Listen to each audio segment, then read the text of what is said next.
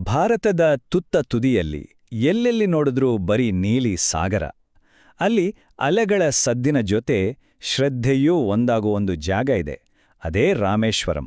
ಬನ್ನಿ, ಇವತ್ತು ನಾವು ಕೇವಲ ಒಂದು ದೇವಸ್ಥಾನದ ಬಗ್ಗೆ ಮಾತಾಡೋಲ್ಲ.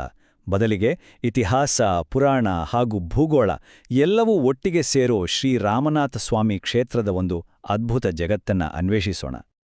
ನೋಡಿ, ಈ ಒಂದು ವಾಕ್ಯದಲ್ಲೇ ರಾಮೇಶ್ವರಂನ ಸಂಪೂರ್ಣ ಆತ್ಮ ಅಡಗಿದೆ. ಇದು ಸುಮ್ಮನೆ ಕಲ್ಲು ಮಣ್ಣಿಂದ ಕಟ್ಟಿದ ಒಂದು ಕಟ್ಟಡ ಅಲ್ಲ. ಬದಲಿಗೆ ಪುರಾಣ, ಇತಿಹಾಸ, ಸಮುದ್ರ ಮತ್ತೆ ಮೋಕ್ಷದಂತಹ ದೊಡ್ಡ ದೊಡ್ಡ ಪರಿಕಲ್ಪನೆಗಳೆಲ್ಲ ಜೀವಂತವಾಗಿ ಒಂದಾಗುವ ಒಂದು ಕೇಂದ್ರ. ಹಾಗಾದ್ರೆ ಕಲ್ಲಿನಲ್ಲಿ ಕೆತ್ತಿದ ಈ ಮಹಾಕಾವ್ಯದ ಒಂದೊಂದೇ ಪುಟವನ್ನ ತಿರುವಿ ಹಾಕೋಣವಾ? ಮೊದಲು ಇದರ ಇತಿಹಾಸ ಎಲ್ಲಿಂದ ಶುರುವಾಯಿತು ಅಂತ ನೋಡೋಣ ಬನ್ನಿ. ನಾವಿವತ್ತು ನೋಡ್ತಿರೋ ಈ ಬೃಹತ್ ದೇವಸ್ಥಾನ ಇದೆಯಲ್ಲ, ಇದು ಒಂದೇ ದಿನದಲ್ಲಿ ನಿರ್ಮಾಣವಾಗಿದ್ದಲ್ಲ. ಇದರದ್ದು ಶತಮಾನಗಳ ಪಯಣ.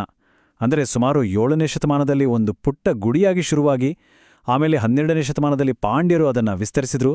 ಕೊನೆಗೆ 17ನೇ ಶತಮಾನದಲ್ಲಿ ಸೇತುಪತಿ ಅರಸರು ಕಟ್ಟಿದ ಆ ಭವ್ಯವಾದ ಪ್ರಾಕಾರಗಳು. ಅಬ್ಬಾ, ಅದಷ್ಟು ತಲೆಮಾರುಗಳ ಶ್ರದ್ಧೆ ಮತ್ತು ಪರಿಶ್ರಮದ ಫಲ ಇದು.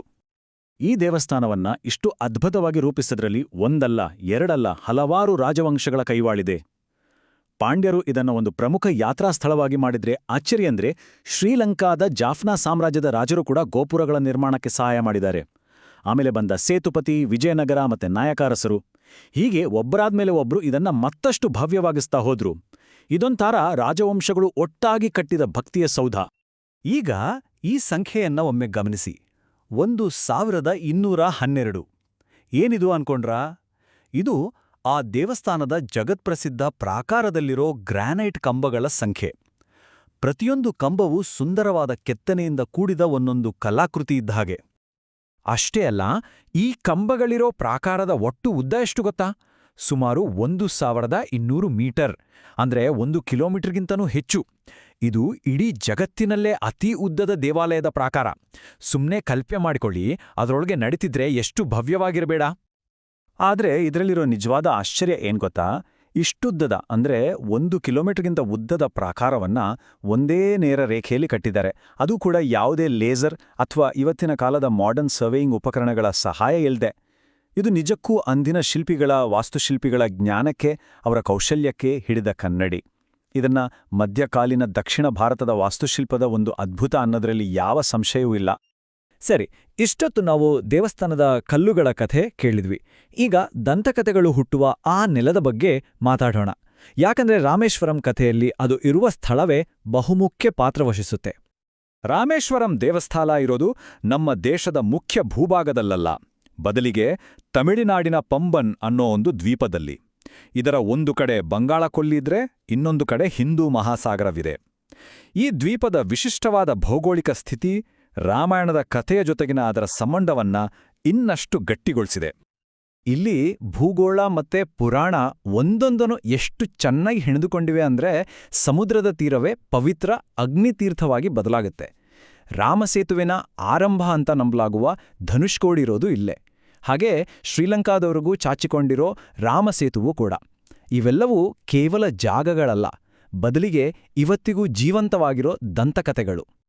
ಈ ಒಂದು ವಾಕ್ಯ ಎಲ್ಲವನ್ನೂ ಒಟ್ಟಿಗೆ ಹಿಡಿದಿಡುತ್ತೆ. ರಾಮೇಶ್ವರಂನ ಆ ವಿಶಿಷ್ಟ ಭೌಗೋಳಿಕ ಸ್ಥಾನ ಅದನ್ನ ಕೇವಲ ಒಂದು ದ್ವೀಪವಾಗಿ ಉಳಿಸಿಲ್ಲ, ಬದಲಿಗೆ ಭಾರತ ಶ್ರೀಲಂಕಾ ನಡುವೆ 7 ಸಾಗರಗಳ ನಡುವೆ ಮತ್ತು ಒಂದು ಮಹಾಕಾವ್ಯದ ಪುಟಗಳ ನಡುವೆ ಒಂದು ಆಧ್ಯಾತ್ಮಿಕ ಸೇತುವೆಯನ್ನಾಗಿ ಮಾಡಿದೆ. ಸರಿ, ಈಗ ನಾವು ಇಲ್ಲಿಗೆ ಭೇಟಿ ನೀಡೋ ಲಕ್ಷಾಂತರ ಯಾತ್ರಿಕರ ದೃಷ್ಟಿಯಿಂದ ಇದನ್ನ ನೋಡೋಣ. ರಾಮೇಶ್ವರಂಗೆ ಹೋಗೋದಂದ್ರೆ ಸುಮ್ಮನೆ ದೇವಸ್ಥಾನ ನೋಡಿ ಬರೋದಲ್ಲ, ಅದೊಂದು ಪರಿಶುದ್ಧೀಕರಣದ ಯಾತ್ರೆ.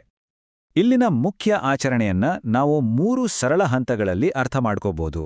ಮೊಟ್ಟಮೊದಲು, ಸಮುದ್ರದಲ್ಲಿ ಅಂದ್ರೆ ಅಗ್ನಿತೀರ್ಥದಲ್ಲಿ ಒಂದು ಪವಿತ್ರ ಸ್ನಾನ ಮಾಡಬೇಕು.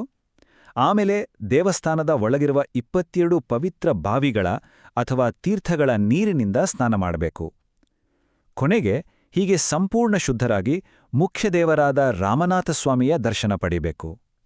ಈ ಸಂಪೂರ್ಣ ಪ್ರಕ್ರಿಯೆ ಪಾಪಗಳನ್ನು ತೊಳೆದು ಮೋಕ್ಷ ಕೊಡುತ್ತೆ ಅನ್ನೋದು ಇಲ್ಲಿನ ನಂಬಿಕೆ. ಹಾಗಾದ್ರೆ ಈ ಎಲ್ಲ ಆಚರಣೆಗಳ ಹಿಂದಿನ ಅಸಲಿ ಕಾರಣ ಏನು?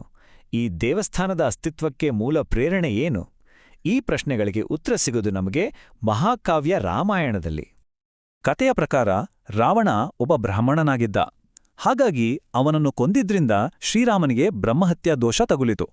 ಈ ದೋಷದಿಂದ ಮುಕ್ತನಾಗಲು ರಾಮನು ಇದೇ ಸ್ಥಳದಲ್ಲಿ ಸಮುದ್ರದ ಮರಳಿನಿಂದ ಒಂದು ಶಿವಲಿಂಗವನ್ನ ಮಾಡಿ ಶಿವನನ್ನ ಪೂಜಿಸಿದ. ಅದಕ್ಕಾಗಿಯೇ ಈ ಸ್ಥಳಕ್ಕೆ ರಾಮೇಶ್ವರಂ ಅಂದ್ರೆ ರಾಮನ ಈಶ್ವರ ಅಂತ ಹೆಸರು ಬಂತು. ಆದರೆ ಇಲ್ಲಿ ಒಂದು ತುಂಬಾನೇ ಸ್ವಾರಸ್ಯಕರವಾದ ಕಥೆ ಇದೆ. ದೇವಸ್ಥಾನದಲ್ಲಿ 2 ಮುಖ್ಯ ಲಿಂಗಗಳಿವೆ.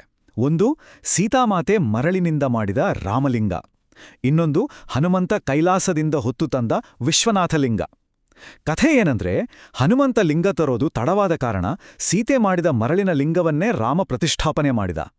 ಆದ್ರೆ ಹನುಮಂತನ ಭಕ್ತಿಗೆ ಗೌರವ ಕೊಡೋಕ್ಕೆ ಇವತ್ತಿಗೂ ಕೂಡ ವಿಶ್ವನಾಥಲಿಂಗಕ್ಕೆ ಮೊದಲ ಪೂಜೆ ಸಲ್ಲಿಸಲಾಗತ್ತೆ. ರಾಮೇಶ್ವರಂನ ಮಹತ್ವ ಕೇವಲ ರಾಮಾಯಣಕ್ಕೆ ಮಾತ್ರ ಸೀಮಿತವಾಗಿಲ್ಲ. ಇದೊಂದು ಅಸಾಧಾರಣವಾದ ಆಧ್ಯಾತ್ಮಿಕ ಸಂಗಮ ಕ್ಷೇತ್ರ. ಹೇಗೆ ಅಂತೀರಾ? ಇದು ಶಿವನಿಗೆ ಅತ್ಯಂತ ಪವಿತ್ರವಾದ 12 ಜ್ಯೋತಿರ್ಲಿಂಗಗಳಲ್ಲಿ ಒಂದು. ಅದೇ ಸಮಯದಲ್ಲಿ ವಿಷ್ಣುವಿನ ಭಕ್ತರು ಪೂಜಿಸುವ 4 ಪ್ರಮುಖ ಚಾರ್ಧಾಮ್ ಯಾತ್ರಾ ಸ್ಥಳಗಳಲ್ಲಿ ಕೂಡ ಇದು ಒಂದು. ಒಂದೇ ಜಾಗ ಶೈವರಿಗೂ ಮತ್ತು ವೈಷ್ಣವರಿಗೂ ಅಷ್ಟೇ ಪವಿತ್ರವಾಗಿರೋದು ಬಹಳ ಅಪರೂಪದ ವಿಷಯ. ಹಾಗಾದ್ರೆ ರಾಮೇಶ್ವರಂ ಅಂದ್ರೆ ಕೇವಲ ಒಂದು ಯಾತ್ರಾ ಸ್ಥಳವಲ್ಲ, ಅದು ಇತಿಹಾಸದ ಬೇರೆ ಬೇರೆ ಕಾಲಘಟ್ಟಗಳನ್ನ, ಹಿಂದೂ ಧರ್ಮದ 2 ಪ್ರಮುಖ ಪಂಥಗಳನ್ನ ಮತ್ತು ಭಾರತದ ನೆಲವನ್ನ ಸಾಗರದ ಆಚೆಗಿನ ದಂತಕಥೆಗಳ ಜೊತೆ ಬೆಸೆಯುವ ಒಂದು ಜೀವಂತ ಸೇತುವೆ. ಕೊನೆಯದಾಗಿ ಈ ಪ್ರಶ್ನೆಯೊಂದಿಗೆ ಈ ವಿವರಣೆಯನ್ನು ಮುಗಿಸೋಣ. ಒಂದು ಸ್ಥಳ, ಸಾಗರಗಳು, ಇತಿಹಾಸಗಳು ಮತ್ತು ಬೇರೆ ಬೇರೆ ನಂಬಿಕೆಗಳ ನಡುವೆ ಸೇತುವೆಯಾಗಲು ಹೇಗೆ ಸಾಧ್ಯ? ಬಹುಶಃ ಈ ಪ್ರಶ್ನೆಗೆ ಉತ್ತರ ಕೂಡ ಅದೇ ಶ್ರದ್ಧೆಯಲ್ಲೇ ಅಡಗಿರಬಹುದು.